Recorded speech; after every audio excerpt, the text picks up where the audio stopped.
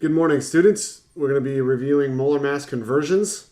So you'll need your periodic table and a calculator, pencil, and a paper. Get ready, please. All right, students, under important resources and page of links to resources, if you click that button right there, there is conveniently for you an online periodic table, this top one that says atomic numbers, and this online calculator. You could use the mole roadmap today too.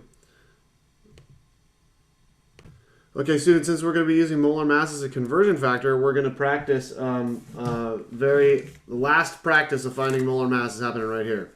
So how you find the molar mass is you first find out how many atoms of each element make up the molecule. And here with water, we have 2 hydrogens and we have 1 oxygen. Then you find the molar masses of each of the elements found on the periodic table right there, and you multiply it by the number of atoms in the molecule to find the total molar mass of the molecule. So we have 2 times 1.01, that's the molar mass for hydrogen down here. And then we're going to add that answer to 1, which is 1 for oxygen, 1 times the molar mass for oxygen, which is right there. If we add that together, that's going to equal approximately 18.02 grams per mole of H2O. Let's do one more for practice. Okay, here's iron. Look, here's iron nitrate. That's the name of this one. Let's write it out so you can get used to these names. Iron nitrate. Okay, it looks like there's 1 iron. It looks like there's 3 nitrogens, and it looks like there's 9 oxygens. Okay, so what we need to do is take 1 iron times the molar mass of iron, which is 55.84. There it is right here. We're going to add that to the 3 times the molar mass of nitrogen, 3 times the molar mass of nitrogen, which is 14.01. And we're going to add that to 9 times the molar mass of oxygen. Okay, and when we get our answer, the unit will be grams per mole of the substance iron nitrate. Okay, this is how you would do it on the calculator. I like to use parentheses all the time. It helps me stay focused, I guess. Okay, so that says 1 times 55.84 in the parentheses. Let's add that to the next parentheses, which is 3 times 14.01. We're going to end the parentheses and add that to 9 times 16. And that accounts for all of the molar masses of each of the elements to get the entire molar mass of the molecule, which is 241.87. That's what we write right here, 241.87. Okay, that was a big review. If you need review to do that, go ahead and rewatch the video over and over and over again until you get it. But from now on, I'm not going to be showing how to do that. Molar mass, I'm not going to be showing how to solve for molar mass anymore. We're just going to be using molar mass as a conversion starting now. Okay, so here's our first example on how to review conversion factors. We need to cancel and convert. We need to cancel in order to convert using a conversion factor. So here's the question. There are 5 pencils in each case. How many pencils are in 7 cases? So when the question is asking how many pencils, we know that the pencils needs to go for underneath this question, what unit are you solving for? Because the question is asking how many pencils. So we know we're solving for pencils. So that's the first step, is to write an equal sign on the right side and then write pencils on the right, and you're saving room for the correct value. Okay, then the second step is determine what needs to be converted into pencils. Well, the question says there are 5 pencils in each case. How many pencils are in 7 cases? So what needs to be converted into pencils is 7 cases, because we want to know how many pencils are in 7 cases. So on the far left-hand side, you're going to put what needs to be converted in the numerator. Okay, now the conversion factor, this is the tricky part. The question says there are 5 pencils in each case. That means each means the number 1. So that means there's 5 pencils per 1 case. Now when you multiply by a conversion factor, you need to make sure that the unit that you start with gets canceled on the bottom of the conversion factor, and the unit that you want to end with gets left on the top. That way you're canceling out the correct unit and you're keeping the correct unit, and when you do the math, the answer will be correct. So is there 1 pencil per every 5 cases, or is there 5 pencils per every 1 case? The question tells us there are 5 pencils for every 1 case. So we got 5 pencils in 1 case. When you multiply them together, then you get your 35. Okay, so that's a review. When I say multiply them together, what you're doing is you're starting with what needs to be converted. You multiply across the numerator, and then you divide by the denominator. In this case, we don't need to divide by 1 because 35 divided by 1 is 35 already. Okay, let's get into some real examples here. Okay, so if you have 25 grams of water, how many moles of water do you have? Well, remember our first step is to find out what the question is asking. What are we trying to solve for? That's what we're trying to do. What unit will the answer be? That's step number 1. Determine what unit the answer will be. So it's asking, if you have 25 grams of water, how many moles of water do you have? So our answer is going to be, how many moles? So on the, one moment.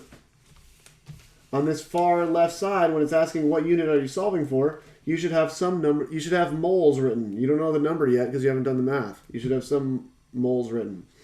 Okay?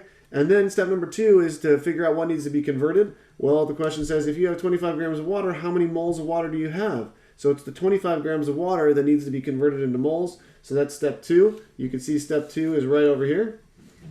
Okay, 25 grams of water. Now grams is our unit that needs to be converted into moles. Okay, grams is the unit that needs to be converted into moles. And what's the conversion factor called that has the unit grams and moles? Well, it's called molar mass. So we're going to be using the molar mass conversion factor. The name of this conversion factor that you're using today is called molar mass.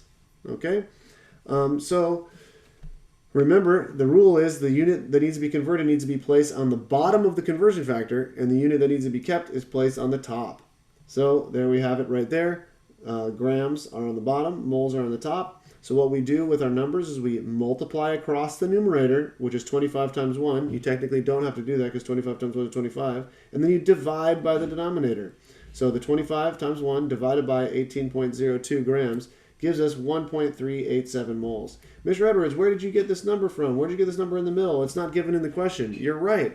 That number in the middle is called the molar mass. You get that from solving it on the periodic table. Okay? So this number, the molar mass conversion factor, you have to solve for yourself using the periodic table. It will not be written in the question for you. So you need to be proactive and do that yourself. Okay, here's another question, and last question as a review. Why don't you pause the video and try and complete it yourself, writing out all the dimensional analysis and the math and showing the work correctly yourself before we move on and show you the answer. Go ahead and pause the video. Try it out. Okay, so the question says, if you have 2.5 moles of C6H12O6, that's known as sugar, how many grams of sugar do you have? So we need to convert moles into grams. The question says, how many grams? So step number 1, determine the unit of what the answer will be. Well, the question says how many grams, so we know that we're solving for some number of grams. So we put that on the right-hand side. I'm going to actually solve for it right up here so you can see the answer later. So this is grams of sugar. Okay. Step number 2 is to figure out from the question what needs to be converted into grams of sugar. It says, if you have 2.5 moles of sugar, how many grams of sugar do you have? So it's the 2.5 moles that needs to be converted into grams. 2.5 mol for moles of sugar. Okay, now we need to be multiplying this by a conversion factor that converts moles into grams. Do you know what conversion factor converts moles into grams? Well, it's called the molar mass. You know how to find the molar mass by looking at the periodic table and determining how many grams there are per mole of a molecule. In this case, we want to know how many grams there are per 1 mole of C6H12O6. This is the number of grams per 1 mole. This is called molar mass. You know how to solve for it by adding these numbers up on the periodic table. So what I'm going to do now is just show you how to add those numbers up on the periodic table in the calculator, probably for like the last time. It looks like we have 6 carbons, 6 carbon atoms, so I'm going to multiply 6 times the molar mass of carbon, which is found on the periodic table, and that's 12.01. I'm going to add that to 12 hydrogen atoms. So that's 12 times the molar mass found on the periodic table, 1.01.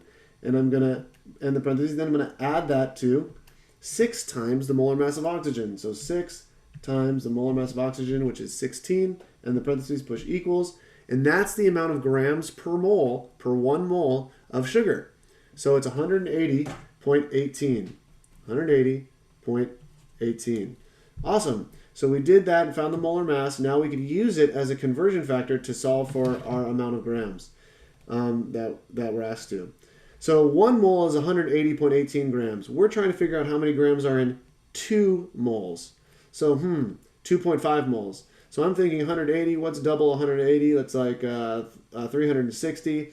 And then I need a half. So 360 plus 90, because that's about a half of 80, right? So 360 plus 90, what is that? Am I doing something wrong? 450. Yeah, 450, around 450. But I wasn't taking into account this 0.18. So you know what I'll do? I'll use a little calculator right here. And this is what I have to do. Start with what needs to be converted and multiply across the top and divide by the bottom of the conversion factor. And it looks like this. 2.5 times 180 point... Oops. 180.18. Oh, that says 78. Make sure you double check your work, people. That says 180.18. There you go. So 450.45. 450.45. There you go. And there's your answer. Let's see what it looks like when, in the work. Hey, it looks like I did it right. Make sure you answer these questions when you're solving your problems today in your worksheet. That's step 1. That's step 2. And this is step 3. Make sure you multiply across the top and divide by the bottom of your conversion factors. All right, students, that's it. Quick little video. Good luck to you on the worksheet. It's right there in the Canvas modules underneath the assignment. All right, bye.